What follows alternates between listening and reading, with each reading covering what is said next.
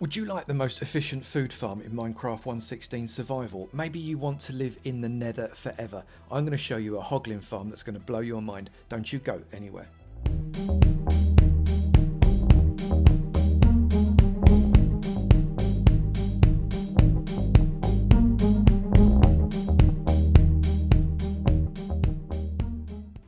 Good morning, good afternoon, good evening, and good night. Welcome to another episode from me, Avomance, in my Minecraft 1.16 Survival Nether Update Farm series, which is a series about farms for the Minecraft 1.16 Nether Update.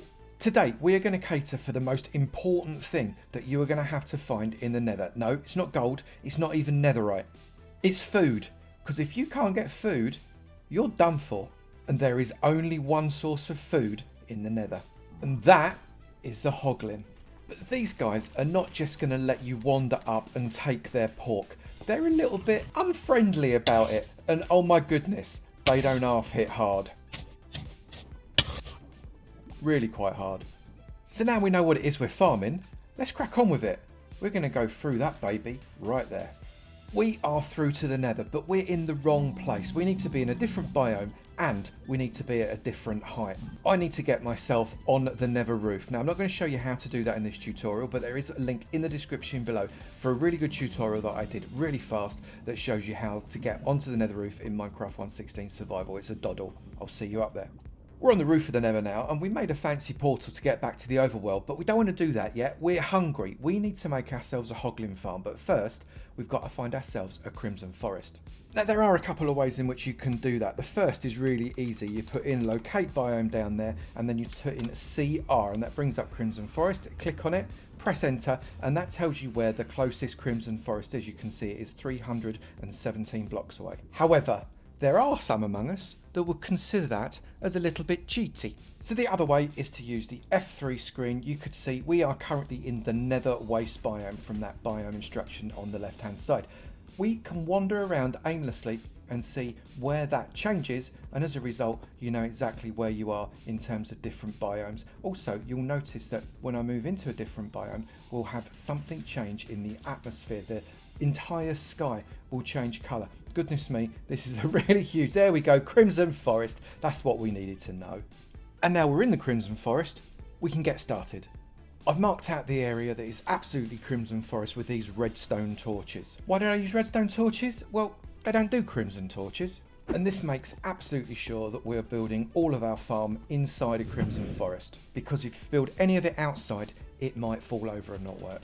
Everything you need to build this farm is inside this tiny chest, and it's not even very full. We've got 100 inflammable items. I'm using warped planks, but you could use stone or some other non-burny thing. 110 fences, and now I'm using crimson fences because they contrast with the warped planks, and also 112 slabs, and again I'm using the warped slabs because they contrast with that.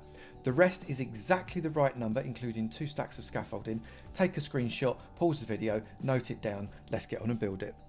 Get yourself into the centre of your Crimson Forest and place a double chest directly onto the bedrock. Get hoppers and place 2 hoppers into the back of that chest using shift click. You can see the spouts are pointing in. Put 2 more hoppers into the back of those hoppers, and then on the ends place 2 hoppers going in that direction and 2 hoppers going in that direction. You should find you've got a rectangle that looks exactly like that. Get yourself trapdoors. Again, these two need to be non-burny trapdoors, so warped or crimson works. Shift click a trapdoor onto each of them. Get some warped planks. You can use crimson planks, or if you want you can use some stone. It just needs to be something that isn't going to burn. And place a hoop all the way around until you meet the chest on the other side, like that, and then bring it up another level, which makes it too high so far. Over the chest, however, you can't put these blocks, because if you place the block over the chest ain't going to open. Look, I'm trying, it's not going to open. Remove that block and put steps. Again, non-burny steps is essential, and that will now open. We need to raise the level of this another 3. 1, 2, and 3. And bring up these walls to that height. Once you're on top of your platform, put at each end 2 trapdoors. Non-burny trapdoors are essential.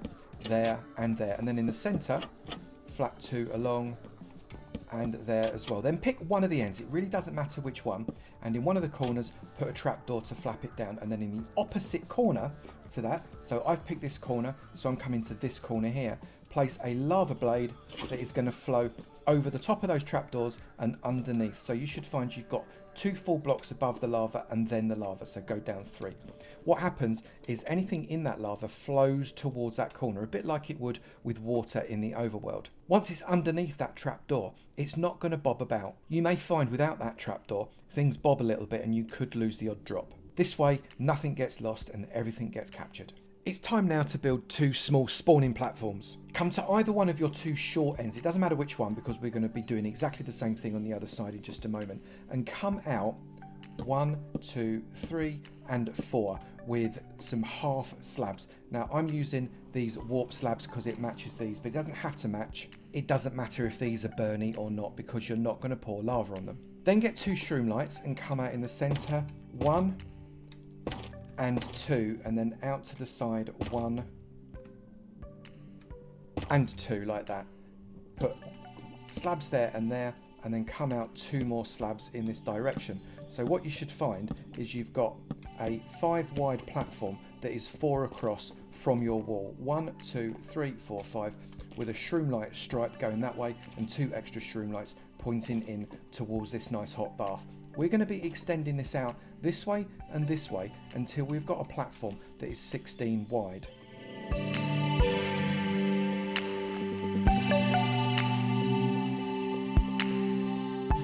What we're going to do now is we're going to set up something that's going to scare the hoglins to jump into that nice hot bath. They're not very bright because they're very, very scared of warped fungus. It doesn't look very scary, but apparently these nether pigs hate it.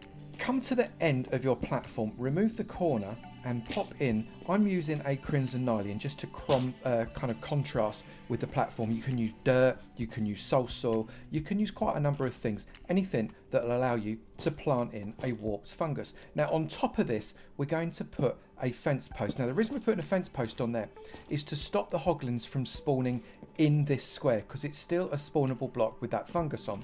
They get quite confused when they go into the fungus sometimes, and as a result it can delay some of your spawns. Then on the outside of this, place a fence post there and a fence post on top of it. Remove that first fence post. Now come along here with fence all the way to the end and wrap it around the corner until it comes to your platform that you've bought just there. Now theoretically you don't need this because the hoglins won't jump off of the end, but what they can do is they can be pushed off, and if they get pushed off it's just a real pain, and as a result it can again affect the amount of meat that you get out of your farm. So I'm just going to wrap this all the way around whilst I'm at it until I get to there, and then what I'm going to do is I'm going to come along to the other opposite corners and we're going to put a nylium there, a nylium there, and we're going to place warped fungus on both of those. We're then going to count in 1, 2, 3, 4, remove the block, nylium. 1, 2, 3, 4, remove the block, nylium. We should have a gap of 4 there, which we have, thank goodness for that. Warped fungus there and a warped fungus there. Remember, put a fence on each of those fungus just to stop things from spawning on top of it. It will make a big difference to you, believe me. Then what we're going to do is we're going to place a fence post on top of that and a fence post on top of that, and we're going to get some more of our warped wood blocks, and we're going to come along both sides with our warped wood. Flap up these trapdoors and that will allow you access to the other side, and then bring this warped wood up another level, there, there and there, and 1 more level again. Place another crimson fence there and another crimson fence there, and then grab crimson slab. Now I'm using crimson slab just because it kind of matches the fence and it makes for a nice change to the colour. Push crimson slab all the way over. Given that these are bottom slab, it means that they are not spawnable again. You don't want these to be spawnable. Drop down onto there, and now what we're going to do is remove those and repeat exactly what we did on that side over on this side. And if you can't remember, rewind the video and look at it again. It will be fine.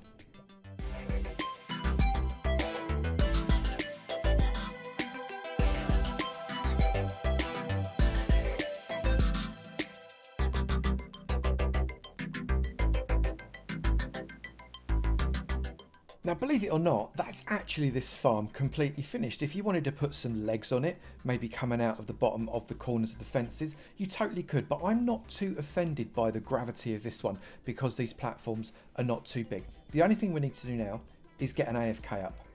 And we're going to make the easiest AFK in the world, and that is by placing down a bit of scaffolding right in front of your chest, or if you want maybe slightly to the side so it doesn't obscure your chest, and we're going to go up right to build limit. So just keep on clicking this. You'll find that you're putting in something like 120 bits of scaffold. It's going all the way up to 255. And I am looking right in the center of that block. That is the topmost scaffolding, 255 on the Y. If I'm right clicking on that, I literally can't do it. Height limit for building is 256 blocks, so we can't do anything about it. But what we can do is stand on top of it, and that's exactly what we are going to do. I've placed myself just a little bit of glass around the top of that top scaffolding in case, whilst I'm AFKing, someone knocks my keyboard or my mouse and plummets me to my death, which is not the best way to make friends. We are going to AFK here for 1 hour. Now that is going to give us plenty of meat, and we're going to see just how much, and also leather. Another really great resource for making books and item frames and stuff like that, and maybe leather armor if that's the kind of thing you like. I'm currently in peaceful mode, as you can see, just to make it as fair a test as possible. We're going to flip it into normal, and we're going to click done, and back to game, and we're going to see just how many bits of meat and leather we crack on. Now what's really good about hoglins is that they are officially a hostile mob. Hostile mobs spawn quicker than passive mobs, so you're going to get more food every minute that these hoglins spew into your farm. This makes it probably the most efficient food farm in the entire game. Let's give it 1 hour from now. It's no good being up here. Everything that's interesting is going on down there, so let's go and have a little bit of a sneaky peek to see what's happening. You can see we're getting loads of hoglins spawning in on those platforms, running away from those warped fungi into our kill chamber. We're also only getting those hoglins because the light level is too high for the piglins and the zombified piglins to spawn. They can only spawn when the light level is 11 or below, and everywhere on those platforms is at least 12. That has been exactly 1 hour since we come up to the top of this and started our AFK session. We need to get back down there and see what's going on. Obviously you can go down the scaffolding, or if you've got elytra or a parachute, you can just lob yourself off like this. Let's check what 1 hour has got us. So we have got absolutely loads of stuff in here. Let's give it a quick tidy up. That is much better. Now what we have got is 9, 18, 27, 28, 29, 30, 31 and 12 stacks of cooked pork chops, and 1, 2, 3, 4, 5 stacks plus 25 of leather. Now quick mental maths, because I'm a genius and honestly didn't work it out on a calculator whilst I was tidying up. That means that we've got 1,996 cooked pork chops and 345 leather in just 1 hour. Now personally, I don't think that is too bad. That's enough food to keep you going in Minecraft for ages with 1 hour's worth of AFK. Nearly 2,500 drops with just 1 hour from such a tiny little farm I think is not too shabby. Let me know what you think in the comments below. Hashtag not too shabby. Are there any other Nether update farms that you'd quite like me to have a crack at? Just let me know in the comments below and maybe we could do them. If you have enjoyed this video, please do remember to slap that like button. It'd be great to know you're enjoying them, and I will keep on making. Also, if you've not done it already, please do hit that subscribe button. It'd be great to see you in my sub club, and I look forward to seeing you in another video. You take it easy now. Bye.